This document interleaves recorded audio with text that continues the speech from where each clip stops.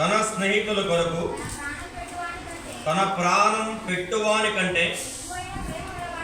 కానీ ఇక్కడ గమనించండి, మానవుని కొరకై ప్రాణం అర్పించే విషయంలో, మానవుని కొరకై క్రైమ్ చెల్లించే విషయంలో, ఈ చెడిపోయిన మానవుని, పాడైపోయిన మానవుని అని ఏ బాంధవ్యంతో ఎంచుకున్నాడంట? స్నేహ బాంధవ్యం. చెప్పండి, ఏ బాంధవ్యం అది? స్నేహ బాంధవ్యం. అంటే ఎప్పటికి కూడా విడిచిపెట్టలేనటువంటి బాంధవ్యముతో ఆయన ఏర్పరచుకున్నాడు. కనుక తన స్నేహితుల కొరకు తన ప్రాణం పెట్టువాని కంటే ఎక్కువైన ప్రేమ గలవాడు ఎవడు కూడా లేడు. కనుక స్నేహ బాంధవ్యంతో ఆయన కోరుకున్నాడు. ఆ పాడైపోయినటువంటి ఆ స్నేహితుల కొరకై, ఆ నిజమైన స్నేహితుడుగా ప్రాణం అర్పించాడు, ప్రాణం పెట్టాడు.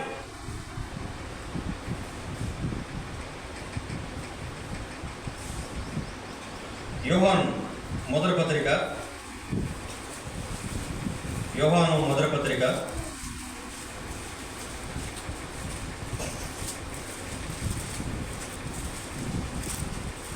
3వ అధ్యాయం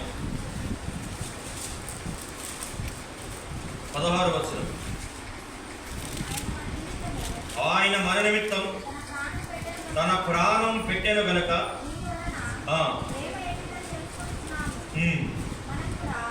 చాలు. ఇక్కడ గమనించండి, ఆయన మన నిమిత్తం తన ప్రాణం పెట్టెను గనుక దీని వలన ప్రేమ ఇటుదని. అంటే అర్థం ఏంటంటే, అక్కడ ఆయన లోకాన్ని ప్రేమించాడు. చెప్పండి గట్టిగా, ఆయన లోకాన్ని ప్రేమించాడు. ఎలా ప్రేమించాడు? ఆ ప్రేమను ఎలా కనుపరిచాడు అంటే ప్రాణం ఇచ్చడం ద్వారా, ప్రాణం అర్పించడం ద్వారా. ఆ ప్రాణం ఎలాగో అర్పించబడింది? కాళ్ళలో చేతుల్లో మేకులు కొట్టబడి, తలకు ముళ్ళ కిరీటం పెట్టబడి, శరీరమంతా నాగల సాగులో దున్నబడి, స్వరూపమైన సొగసైన లేనివాడుగా చేపట్టాడు. మనకు రావాల్సిన క్రూరమైన శిక్ష యావత్తు కూడా ఆయన భరించి, మొరాను మీద వ్రేలాడిన ప్రతివాడును శాపగ్రస్తుడు అని వ్రాయబడినట్లు మనకు రావాల్సిన శాపగ్రస్తమైన శిక్ష ఆయన భరించాడు. అక్రమార్కులలో ఒకడుగా ఎంచబడి, ఇద్దరు దొంగల మధ్యలో ఏ పాపం మెరిగినటువంటి ఆ పావనుడు నేను ఆ పాప దోషముల నిమిత్తమై ఆ క్రూరమైన శిలువలో బలిగా వ్రేలాడదీయబడ్డాడు. కనుక అంత గొప్ప విధానంలో క్రైమ్ చెల్లించడం ద్వారా, ప్రాణం అర్పించి ప్రాణం పెట్టుడు ద్వారా తనకు ఒక పరిపూర్ణమైన స్నేహితుడుగా, తన సొత్తుగా, తన స్వకీయ సంపాద్యముగా, ఆయనకి ఇష్టమైనటువంటి జనాంగముగా, ప్రీతికరమైన జనాంగముగా ఆయన ఏర్పరచుకుంటూ వచ్చాడు.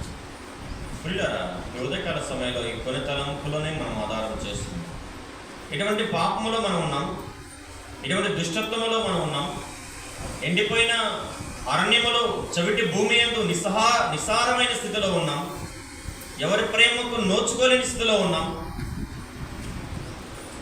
అలాంటి మనలను ఆయన జ్ఞాపకం చేసుకున్నాం. ఆ మధ్యకాలంలో కువైట్ దేశంలో ఒక వ్యక్తికి ఉద్యోగం ఇప్పిస్తానని చెప్పి డబ్బు తీసుకొని మధ్యవర్తి అయిన వాడు కువైట్ దేశంలోకి తీసుకెళ్ళి ఒక బానిసగా పెడతా వచ్చాడు. ఇప్పుడు తనది కాని దేశం, తనది కాని ప్రజలు, తనది కాని భాష, సరైన ఆహారము లేదు, సరైన ఆధారము లేక నరక వేతన అనుభవించినటువంటి ఆ మనుష్యుడు తన దగ్గర ఉన్నటువంటి మొబైల్ ఫోన్తో లైవ్లో వీడియో చేసి పెట్టడం ద్వారా కొంతమంది అధికారులు స్పందించి ఆ వ్యక్తిని బయటికి తీసుకొని రావడం జరిగింది. ఆ వ్యక్తి విడుదలై వచ్చిన తర్వాత పట్ట సత్యము కాని ఆనందముతో ఒక టీవీలో ఇంటర్వ్యూలో మాట్లాడుతూ వచ్చాడు. కనుక ఒక బాహ్య సంబంధమైన విడుదల కలిగినందుకు ఆ వ్యక్తి అంత పరవశుడైపోతే, ఈరోజు ప్రభు నీకు నాకు ఇచ్చిన విమోచన ఇది సామాన్యమైనది కాదు. ఇది మన ఆత్మ కలిగినటువంటి విమోచనం, ఇది ఆత్మ కలిగిన విడుదల. పిల్లరా, శారీరకంగా ఈరోజు లోకంలో ఎంత గొప్పవారైనా ఎవరైనా సరే ఒకరోజు ఈ లోకాన్ని వారి తనువు ముగించాల్సిందే. వారి ఆయువు అనేది ముగించబడుతుంది. కానీ ఆత్మ యుగములు కూడా బ్రతకాలి. ఒకటి పరలోకం, రెండోది నరకం. ప్రతి మానవుడు కూడా వాని క్రియల చొప్పున దేవుని దగ్గర శిక్ష అనుభవించాల్సిందే. ఆ క్రియల ప్రతిఫలం పొందవలసిందే. కనుక ఈరోజు నీకు నాకు మనకు మారు మనస్సు, పాప క్షమాపణ, దైవత్వం యొక్క మార్గాన్ని యేసు ప్రభువారు తన శిలువ ద్వారా మనకు కనపరిచాడు.